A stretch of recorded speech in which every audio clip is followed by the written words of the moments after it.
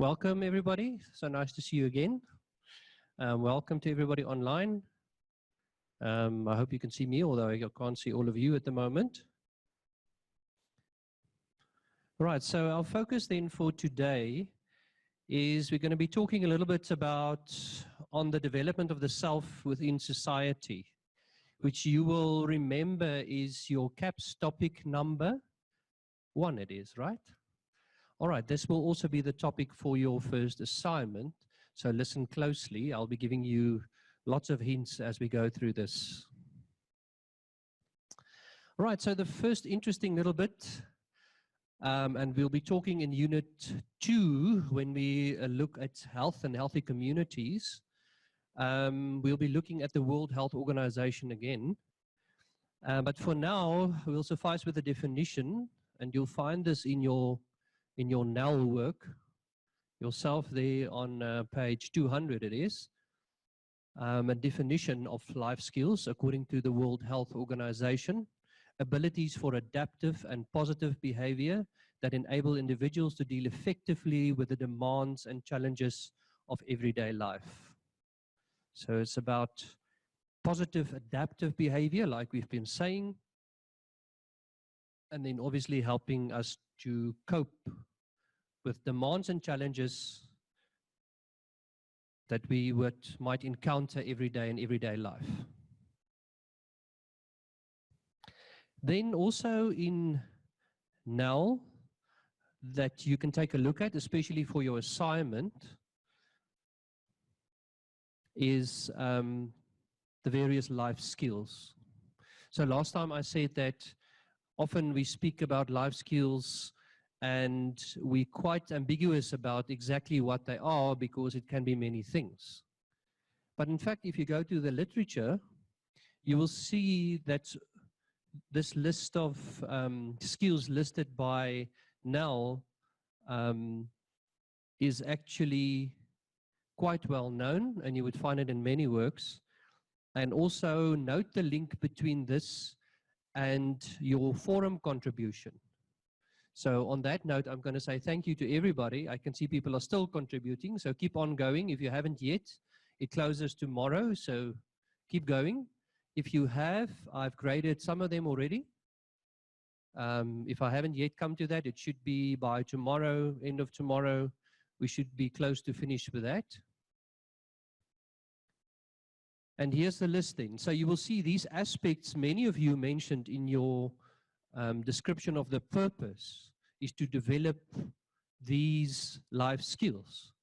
And so there was quite a lot of consensus actually reading through the lot of them, 40 or 50 or so. So life skills, decision making, it seems to be quite prominent and mentioned by a lot of you guys. Problem solving, of course, it's in the definition. Creative and critical thinking.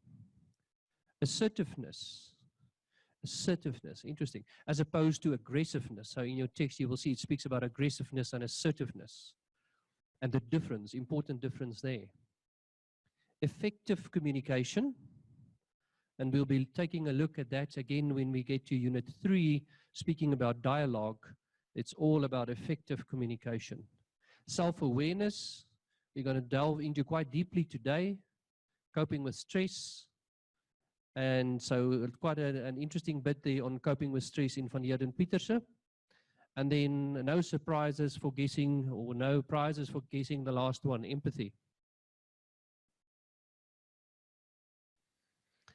Right, so we will see that although there's a lot of overlap, and that's maybe a bit confusing, so you must be wide awake when I give you your questionnaire. I'm going to open it tomorrow morning, about the difference between the CAPS definition and then the World Health Organization's definition. There are similarities, but there's also differences at the same time. So the CAPS documentation on page 8 defines life orientation is the study of the self in relation to others and to society. So immediately we see this focus on the self. What is that, the self? We'll be delving into that today. If it's all about self-development, what is the self we're trying to develop? Right, so it addresses skills, knowledge, values about, there we go again, the self. The environment, that one is not too difficult. Responsible citizenship, quite a few of you referred to that in your posts, so well done. A healthy and productive life. I've been, from the very beginning, even in my first video, I've been sort of referring to this idea of health. And of course, I speak about health and effectiveness often, but productive, yes. Social engagement, recreation and physical activity, the PE component, the physical education component, careers and career choices. And in TLOF701, semester 2, in other words, that will become a main focus. For now, I'll refer to it every now and again, but it'll be a big focus when we get to that point. Right, so lots of information on the slide. I'm not going to go through every detail. I just thought I'll put it on here for you so you can take a look while I'm talking.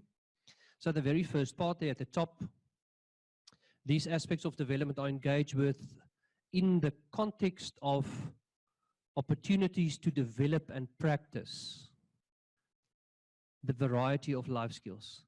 So those two words, to develop and practice. So something gets done. It's the application of the skills and values in real life situations. So what I thought I'll share there with you guys is, so if you had ALO at school, maybe you've done this, or maybe if you're a little bit older, you didn't do it, but you're observing, or your children might talk about it if you're even older, is role play.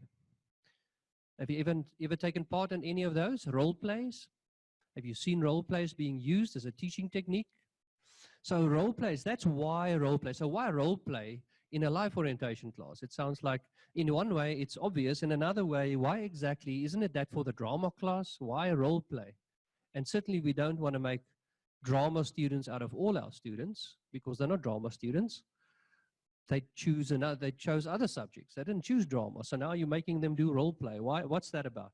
It's really about this trying to expose them to real life situations. And often there would be in a role play some sort of a problem scenario, a situation that they now have to role play for you and demonstrate. And one of the techniques I used to use there that the students actually, or the learners rather, liked was to do role play A and B. So I would allow them to actually demonstrate how an interaction, let's say, between a child and the parent goes horribly wrong. And they would play this out. And then, you know, for role play B, they would have to show how it could be different. So that's just one way, very basic way of using role play. Needless to say, what happened one day was we had visitors at the school and we were role playing a very bad situation. And I could see people cringe outside wondering what is going on. So luckily they came back for the role play B and they saw the resolution of the problem as well. So yeah, quite interesting way. And then worthwhile to note that also life orientation is a compulsory subject for your national senior certificate. That's a nice way of saying you will not pass matric without it. It's legislated. Okay, so that's one good reason to be doing it, I guess. It's not the only reason, and maybe not the best reason, but certainly a reason. And then, of course, we rather go to the really good reasons, which is the enriching effect that it can have and the learning that happens. All right, so what is this learning that happens if we do it right, if we work hard at it, and we present it to our learners in a positive, healthy way, effective way, the way it should be done, and hopefully the way all of us want it to be done? It's about holistic development, holistic development. And there you have your list again right at the bottom. Knowledge, skills, and attitudes that I explained to you last week, I think it was, yeah, last week, about knowledge, skills, and values forming a competence, okay, and then achieving their full potential, otherwise sometimes referred to as self-actualization or development. And then in which aspects then? Personal, social, intellectual, emotional, spiritual, motor and physical growth, and overall development. In other words, we can also summarize that with this idea of holistic health. If we say healthy development, what are we referring to? Basically all these aspects. And then, as they say, the bottom line literally is the bottom line here. It ultimately encourages the development of a balanced, confident learner who can contribute to a just and democratic society. A productive economy.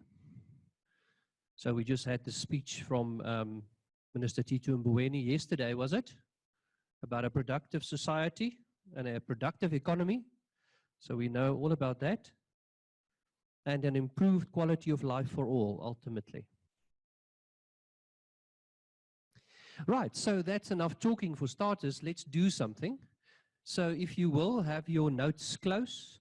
Grab your pencil, if you may. If you have a fancy tablet with an electronic pen, maybe you can minimize me in the corner and get out your app for drawing. The easier way will just be to grab a pen in your notebook. All right. Or if you have none of those, I guess you will have to imagine this. All right, so I want you to draw a couple of lines on a page. It doesn't have to be big. You can fit them all onto one page. So quickly draw me a sad line. I'm tempted to say a sad little line. Draw me a sad line. All right, if you have partners around you, just keep them in the one eye. We'll start sharing just now. Draw me an angry line. Can you draw me an angry line? What would an angry line look like? Draw an angry line. If you have a partner close, I don't know, don't bother the people in the coffee shop if you're sitting in a coffee shop. But if you have somebody close, show somebody around you your two lines. Quickly compare. Just show it to them. They just have to. Okay? Do they look similar? Kind of? I suppose they would also be different, but you know, there would be similarities between those two. Draw me a disgusted line. What is disgust? Draw me a disgusted line. How would a disgusted line look like? Oh, I don't know.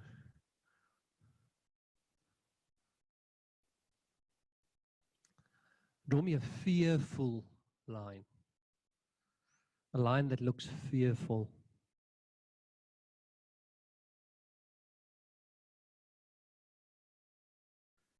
Hey, what about a happy, joyful line? Let's not forget.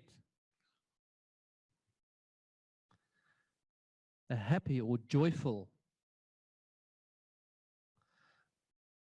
And the line we love to draw. Draw a lovely line.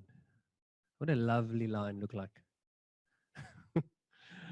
All right, quickly show your partner again. If you have a partner, make a quick comparison. Just take a look. Compare with somebody. All right. So that's a bit of an activity. So now a question to you. Think about this one. How did you know how these lines should look? I didn't tell you.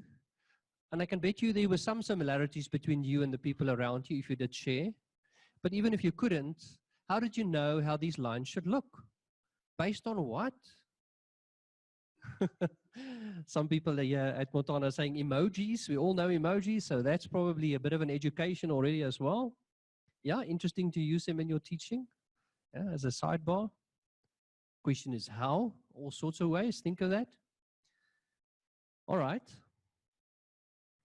The bottom line of this little exercise is it's emotion, right? So these are the 6 basic emotions. Some researchers would argue that there's 8.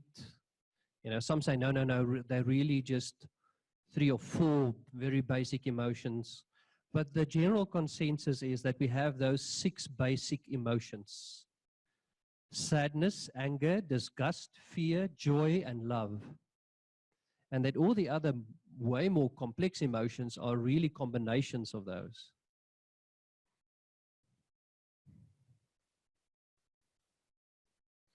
Right, so how do we define emotions? What is emotions? We all know what they are. It's not really news to us. But then how exactly do they come to be? What is this, we can say, phenomenon of emotions? Right, so right at the bottom there is a guy called Corsini.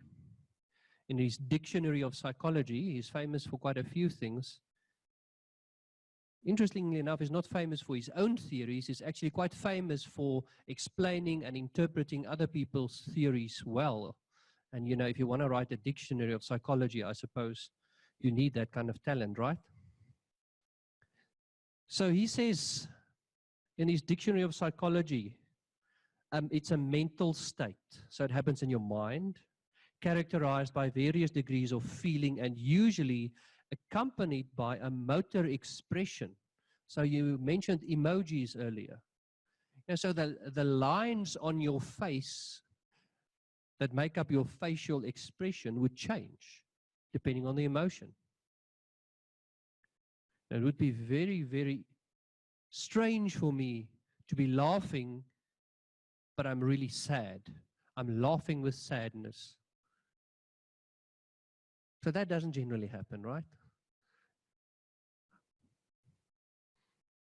It's not impossible. Sometimes we say a person have a mixed emotion, right? So it is possible for these to be mixed. So it's accompanied by a motor expression, often quite intense. You know, so we feel the emotion. Music is another good example. Basically, all forms of, dare I say, good art would evoke some emotion. And there, Corsini agrees with that statement. He says the subjective state may be pleasurable, threatening, or frightening. Okay, so it just means the subjective state will mean that we interpret things differently. We assign the meaning to something differently. Yet, it's possible to have these emojis, send them around, and hopefully people understand what you're expressing on the other end. You were hoping to give them a compliment with your emoji, now they're angry at you. So if you get it wrong, there is a risk factor there, right?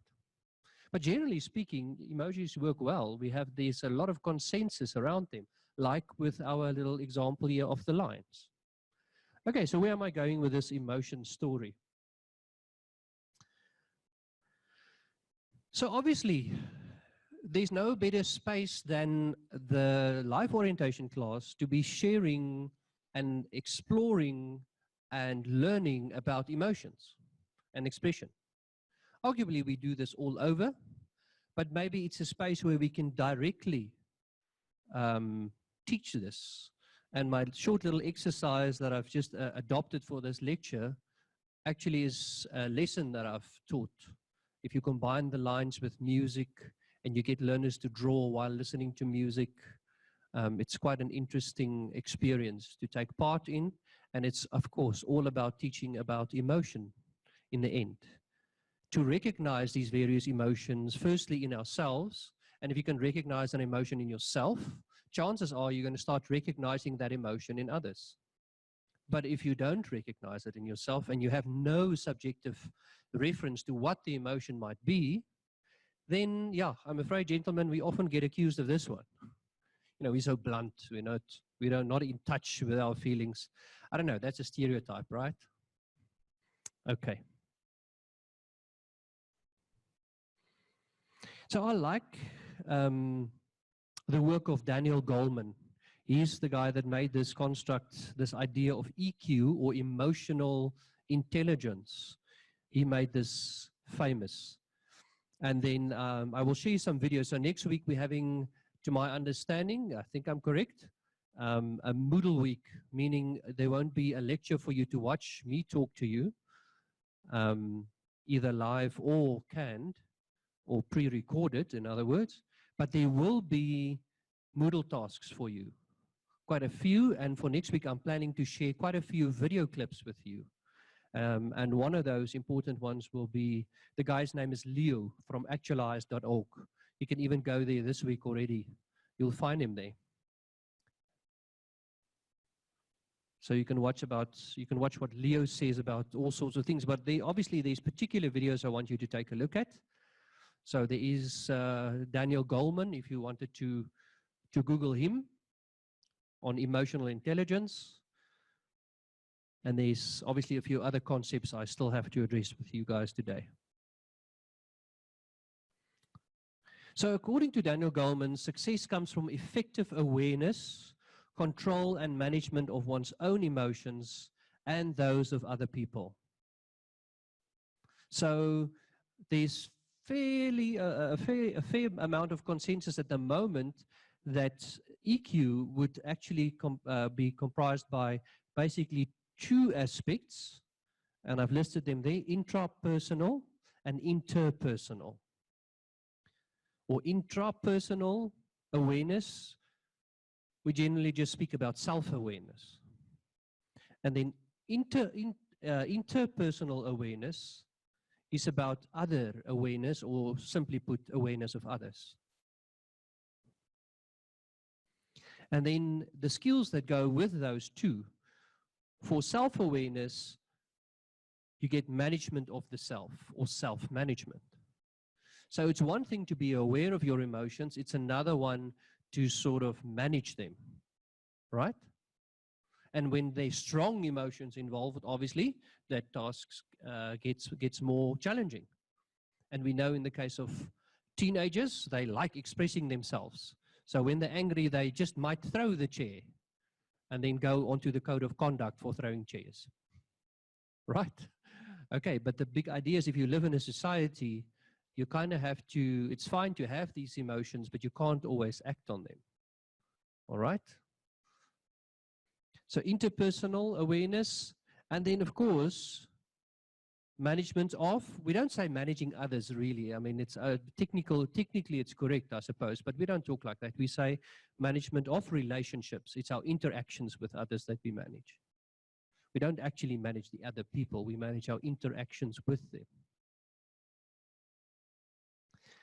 His original work, there is Goleman, 1995, the famous work that speaks about the various domains of EQ. And you will see that they're basically very same. On the left-hand side is the more modern version. After other researchers have made contributions to this, but the original idea is still very similar. Self-awareness, managing own emotions, motivating oneself, empathy, and handling relationships. And we can see there the first three is all to do with the self, right? Intrapersonal, and then the bottom two, empathy and handling relationships well. All right, a little bit more about emotions. Looks like we're going back in history. So William James, very, very famous American philosopher and psychologist. Some would even argue he wrote the book on psychology. I don't know quite about that, but he certainly made a huge contribution. Right. So this is known as the James Lange theory. So what is the James Lange theory about emotions? So obviously it's the Carl Lange and William James together that did this research and came up with this following idea. So we experience physiological responses by our autonomous nervous system first. So where do emotions come from? That's basically what are emotions? How do they work? That's basically what they try to answer. And they came up with this response. So they say it's a physiological response by your autonomous nervous system based on environment stimulus and input. So obviously this physiological response is evoked by something in your environment. Right? Something happens, you observe something. We say there's a sensory input. You see it, you feel it, you smell it. And we see this especially, in cases of trauma, we see this. Where, the smell of something will evoke a memory, and with that memory, an emotion. But according to this theory, based on this environmental stimulus and the physiological response we then experience, we attribute meaning.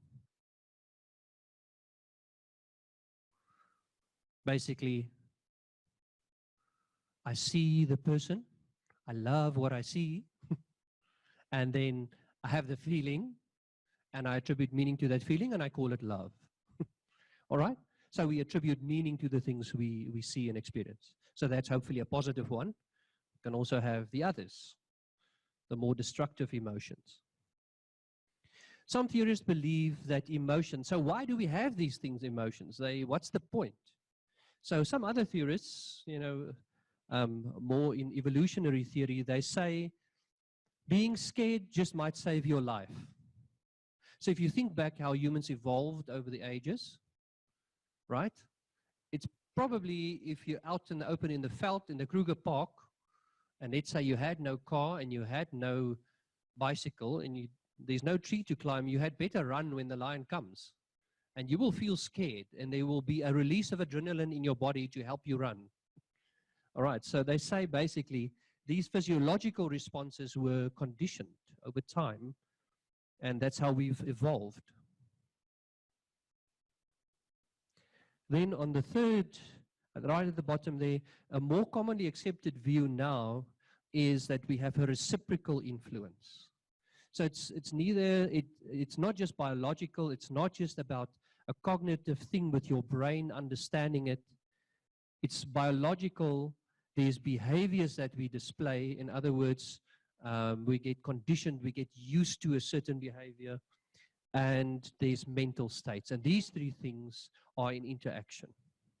And if you think back to where I started, or right there near the beginning of my lecture last week, I was speaking about think, feel, do, right? So it's still with us. It's just now we're using the fancy words. Biology, behaviors, and mental states. Right. So that's on emotion. And, if we're teaching about the self and self-development and self-awareness and all the stuff about self, emotions are going to come up. And that's a very interesting lessons can be designed and built around that. And to the purpose of all exploring self-awareness and self-development.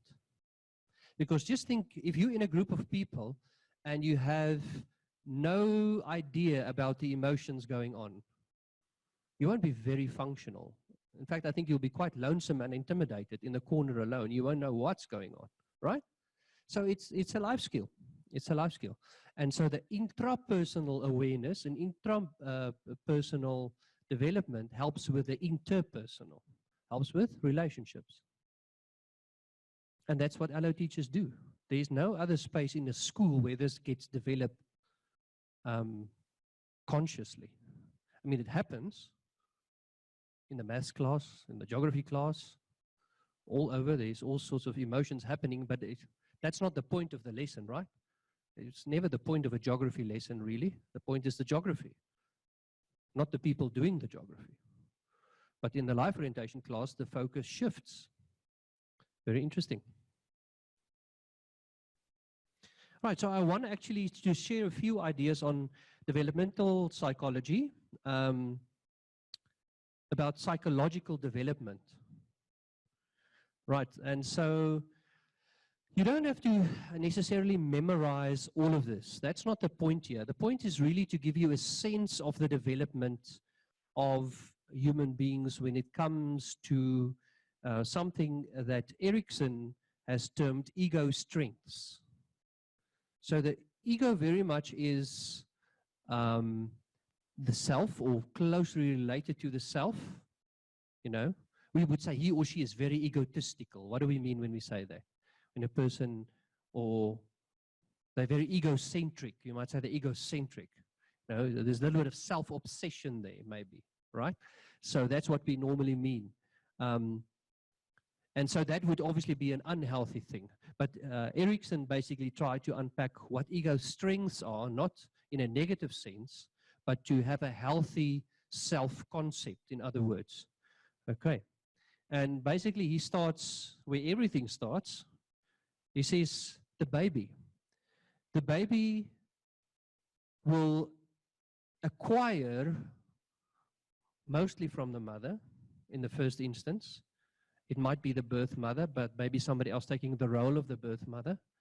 If there's no mother, it's going to have to be the father, right?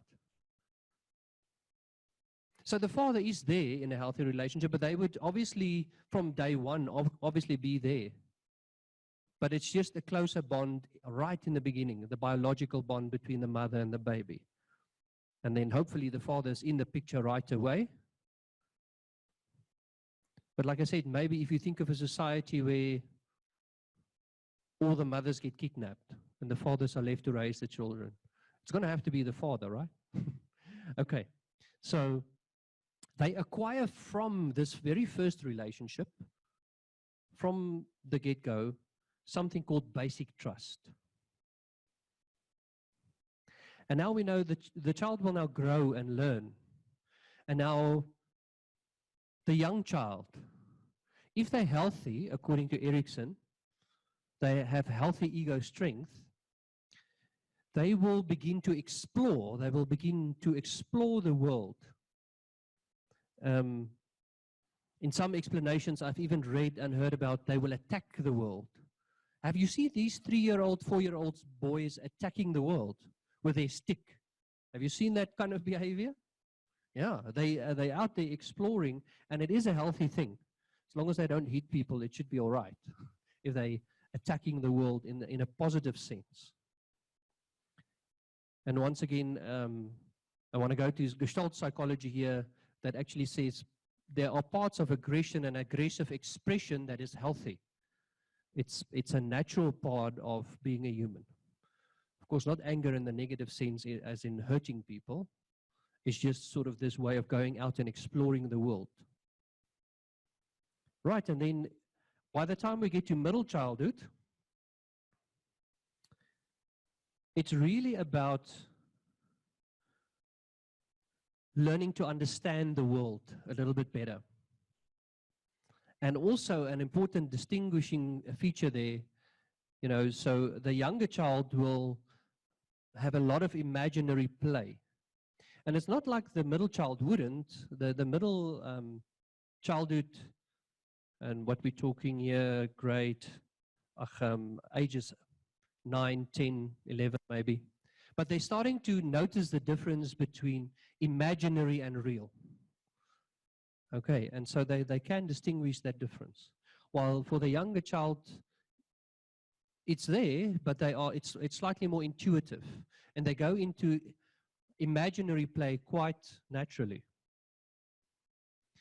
And so we can say that the first one that they acquire there then, the young baby, is basic trust.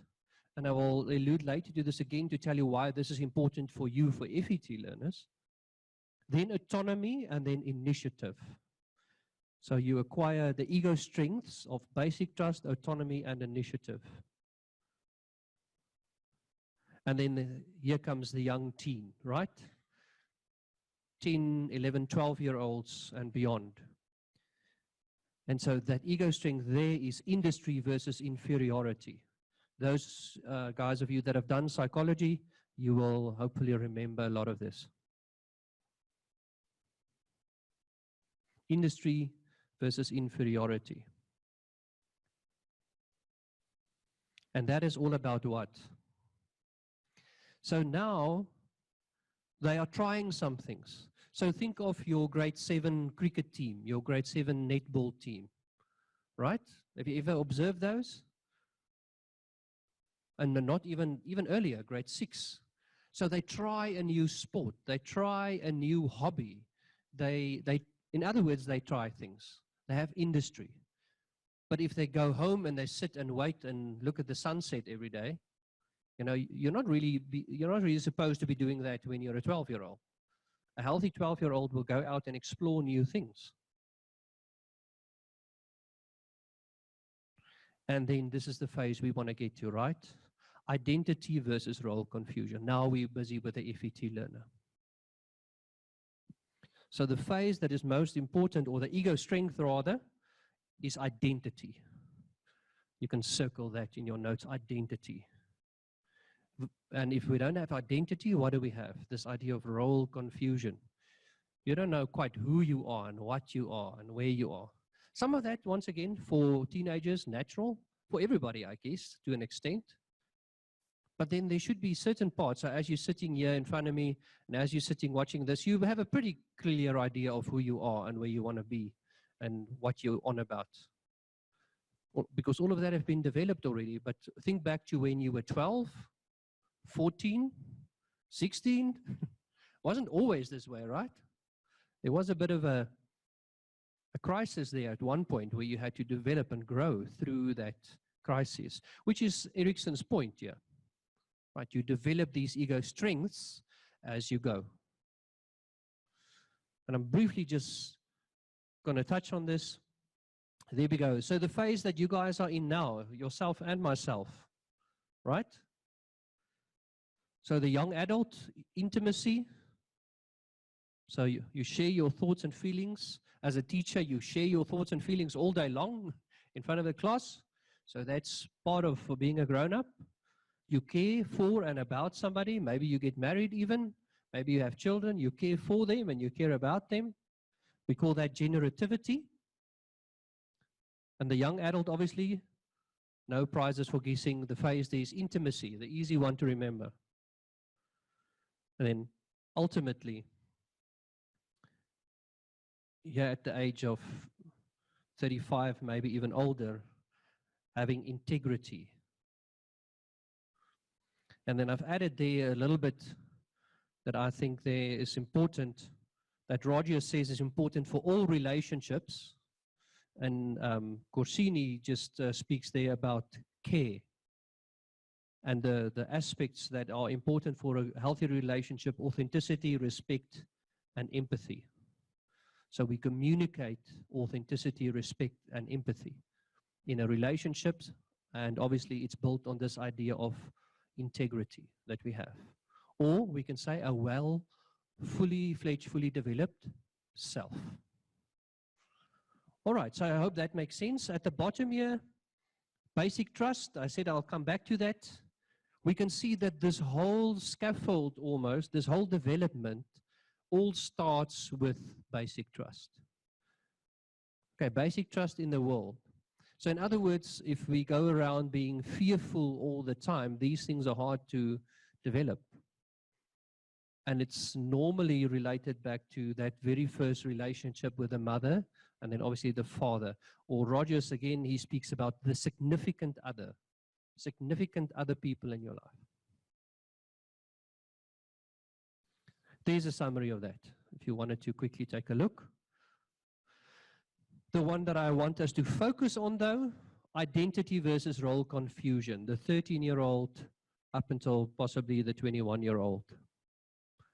But we know that a lot of these aspects develop throughout your life. And then I thought I'll throw an interesting question there at you. So what do you think? What would the impact on the behavior of an FET learner be if they have a weak ego or a weak self? What do you think? What would their behavior look like?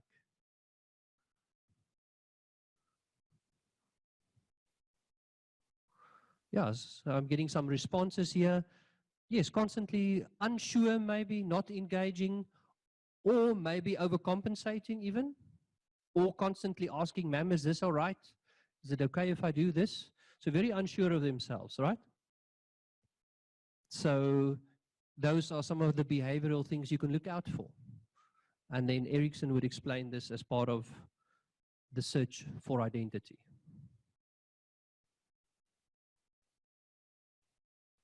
Right, think about that one quickly. Do you have something called a self?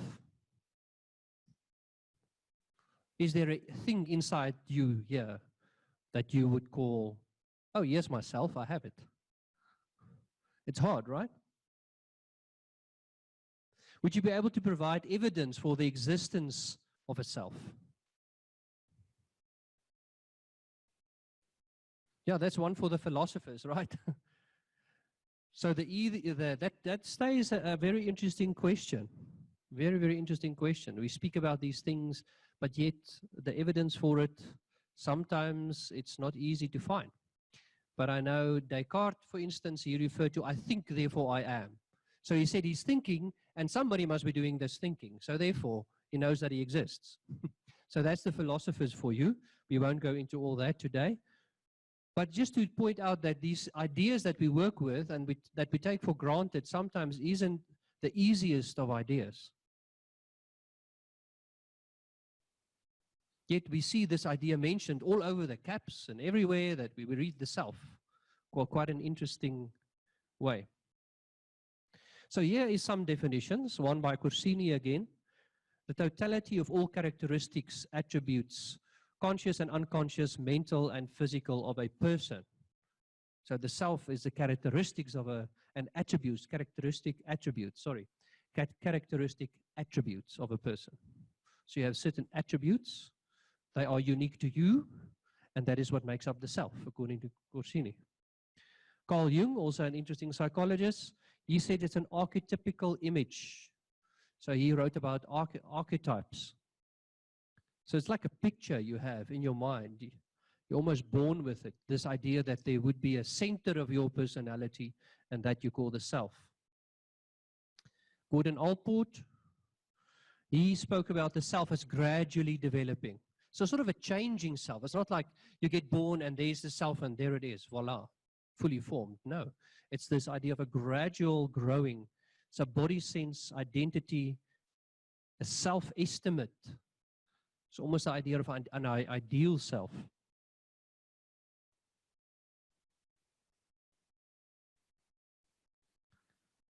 And then Karen Horney asserted that the real self of the person has the capacity for growth. And then we get to slightly more modern writers. Well, the William James is the old one. It's the concept of role identity, and that actually as you grow up, you have many selves. So that basically means you are a worker, you are a husband, you are a wife, you are a parent. As you grow up, you actually expand these aspects of yourself. Hopefully when you're 12, you're not thinking of yourself as a mother. 8 years old, well, you might role play it, but that's not really part of your identity yet. Hence, being pregnant at 16 makes for a lot of growing up fast, right? Because you're confronted by some really difficult realities. And you have to grow up and face them because the baby is there. It's not going to disappear. And the same would go for the fathers, by the way. All right, so Rogers then, I like his idea personally. So I personally believe in this idea of the expanding and growing process. So Rogers writes in his 1951 book, he writes about the self process. So the self isn't really a thing, it's a process within the individual as they grow. And this idea that we have self-actualization. So we actualize and expand, and we become as we grow. All right.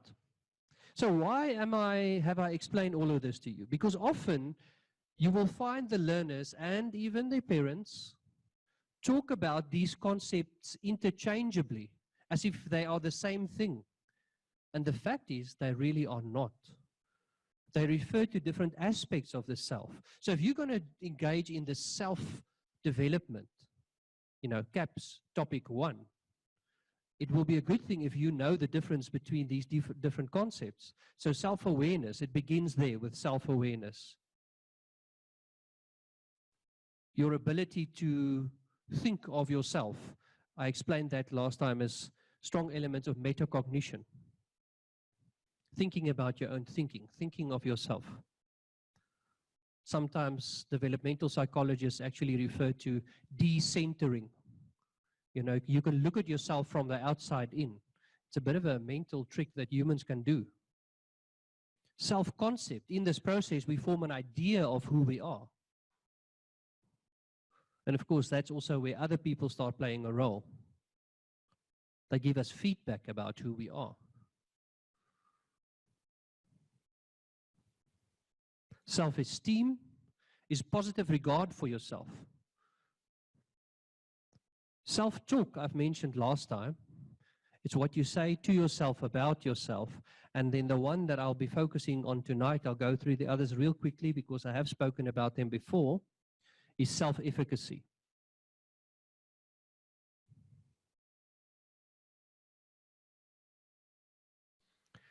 Right, so there it is, self-concept, self-esteem. Based on this idea of self, we develop positive regard for ourselves.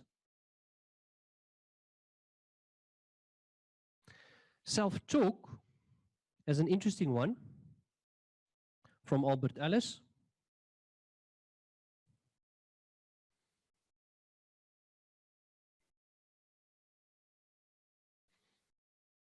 So basically what Ellis says there is, it's this self-talk, what you say to yourself about yourself reinforces these ideas that you have about yourself.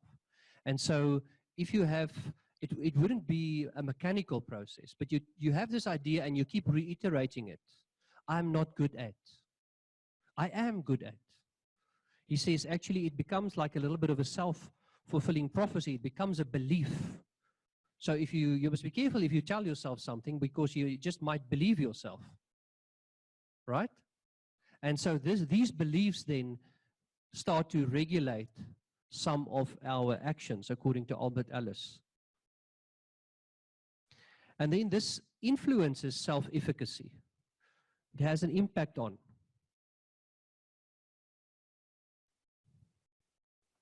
So I'm going to point you to the bottom line there first, self-efficacy, your own realistic belief in your own ability to do something. That is self-efficacy. Or judgment about one's own capability to organize and execute courses of action required to attain designated types of performances. That would be the one by Albert Bandura.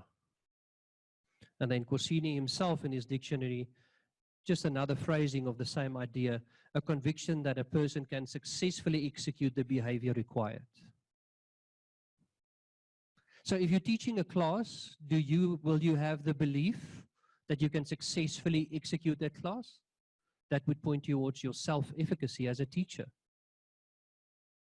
John Hattie, a very famous researcher in education, actually points to self-efficacy. He speaks about collective self-efficacy of members, staff members in a staff room, being one of the most important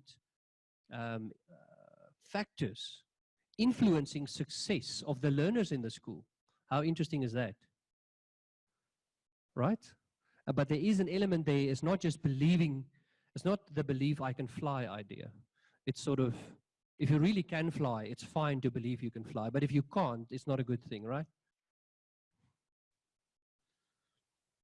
Okay, just going to throw that up there for a second. So I think what I will do for you guys, I'm going to jump over the next couple of slides on REBT, and I'm just going to show you about your assignment so you can start thinking. I see we left basically with 6 or 7 minutes. What I might do next week is I might just make a short little video. It won't be a whole lecture, but maybe a 15 minutes just on REBT for you. Okay, so I'll can that. I think it's important that we engage with this.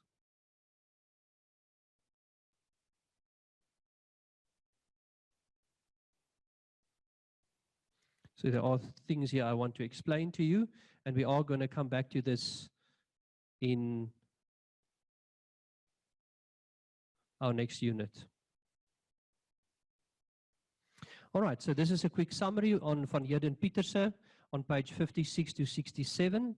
I'm going to give this for homework for you guys to go and read, especially before you do today's involvement tracker. It's important that you go read those pages 56 to 67.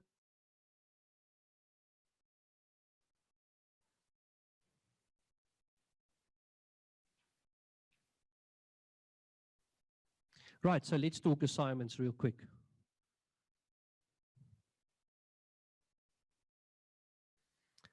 Okay, so there it is. I'm going to throw it up. We're going to talk about your assignment 1. It will be a group task. So you can go and read this little bit here on assignment 2 as well. It's pretty straightforward, but it's only for week 12. So if lots of time still, I'll do a proper briefing on that. And I will come back to task 1 as well. But for now, I want you guys thinking about this, especially next week.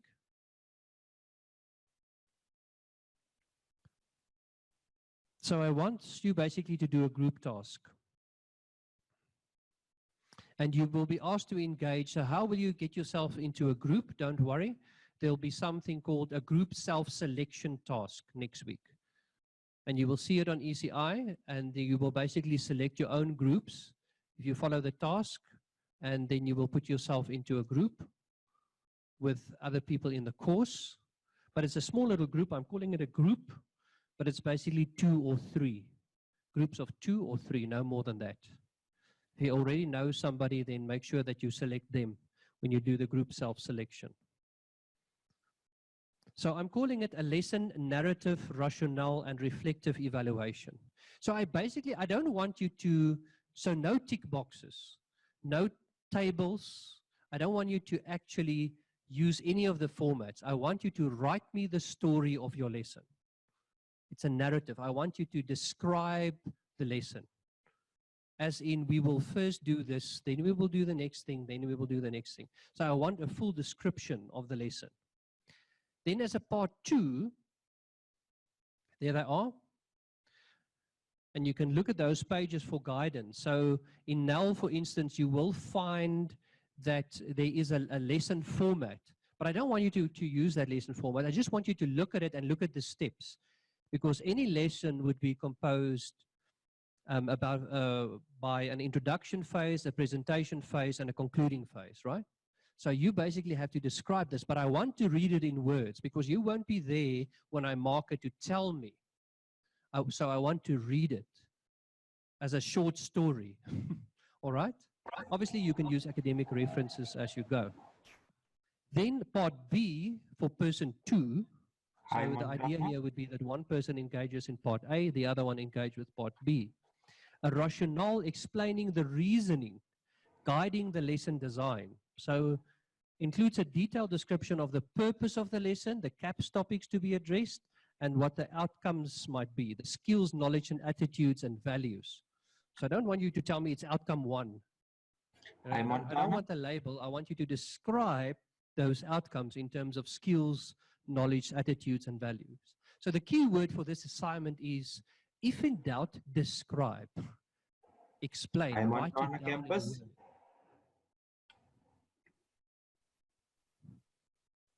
Montana, can you hear me? Yes, I'm hearing. Now we just please be cognizant of the time. The next session is starting in about 3 minutes.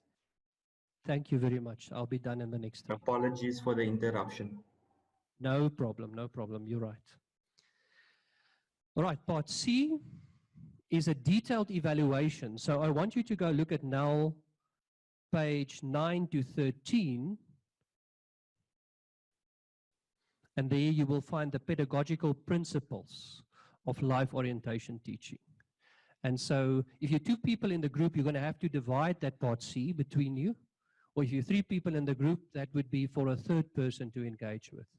And then the key aspect that I will finish with is in blue here. So all 3 parts should be discussed and co-designed by all 3 members. So remember, you're working on one lesson. So you must contact the other people in the group in the background, WhatsApp, whatever you prefer, and talk about your lesson and design it as one coherent lesson. All right, so you can sit and do a lot of work by yourself, but then at one point you must discuss, because remember, the one person will design the tasks that the learners will be doing, telling me the story of the lesson, while the next person will be telling me why they are doing those tasks. Okay. And then the last person, let's say there's 3 people, they will be explaining the lesson in terms of why this is a good lesson, in terms of the pedagogic principles of life orientation teaching.